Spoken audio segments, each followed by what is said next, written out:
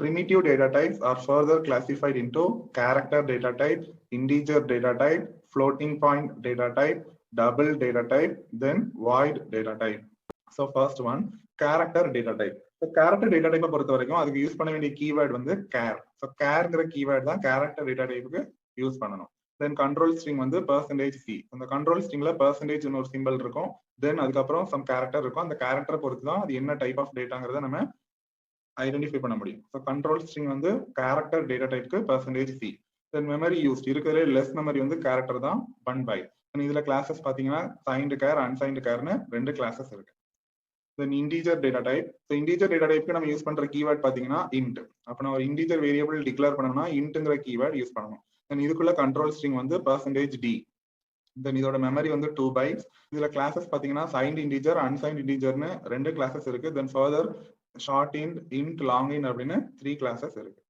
தென் அடுத்த data type வந்து floating point data type. இதுக்கு யூஸ் பண்ற கீவேர்ட் பாத்தீங்கன்னா ஃப்ளோட். தென் இதோட கண்ட்ரோல் ஸ்ட்ரிங் வந்து %f. தென் அதோட மெமரி வந்து 4 பைட்ஸ்.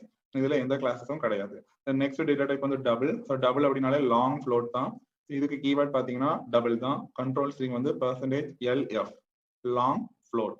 தென் மெமரி வந்து 8 பைட்ஸ். ஸோ இதுலயும் எந்த கிளாஸஸும் கிடையாது. தென் லாஸ்ட் வந்து வாய்ட் டேட்டா டைப். ஸோ வாய்டுக்கு கீவேர்ட் வந்து வாய்டு தான். இது ஒரு எம்டி டேட்டா டைப். இதுல எந்த வேல்யூவும் இருக்காது. ஸோ இதுக்கு கண்ட்ரோல் ஸ்ட்ரிங்கும் கிடையாது, மெமரியும் கிடையாது. வேரியபிள் டிக்ளேர் பண்றதுக்கு சின்டாக்ஸ் பாத்தீங்கன்னா இதுதான் சி ப்ரோக்ராம்ல ஒரு வேரியபிளை டிக்ளேர் பண்றதுக்குள்ள சின்டாக்ஸ். டேட்டா டைப் ஸ்பேஸ் விட்டு ஒரு variable name. So integer variable use பண்ணணும்னா இன்ட்டுங்கிற கீவேர்ட் யூஸ் பண்ணி அதுக்கு ஒரு வேரியபிள் நேம் கொடுத்து செமிகாலன் கொடுக்கணும். தென் ஃப்ளோட் யூஸ் பண்ணணும்னா ஃப்ளோட்டுங்கிற கீவேர்ட் யூஸ் பண்ணி அதுக்கு ஒரு வேரியபிள் நேம் கொடுத்து செமிகாலன் யூஸ் பண்ணணும். தென் கேரக்டர் வேரியபிள் அப்படின்னா கேருங்கிற கீவேர்ட் யூஸ் பண்ணிட்டு அதுக்கு ஒரு வேரியபிள் நேம் கொடுத்து செமிகாலன் யூஸ் பண்ணணும். தென் டபுள் டேட்டா டைப் யூஸ் பண்ணணும்னா டபுள்ங்கிற கீவேர்ட் கொடுத்து அதுக்கு ஒரு வேரியபிள் நேம் கொடுத்து செமிகாலன் வைக்கணும்.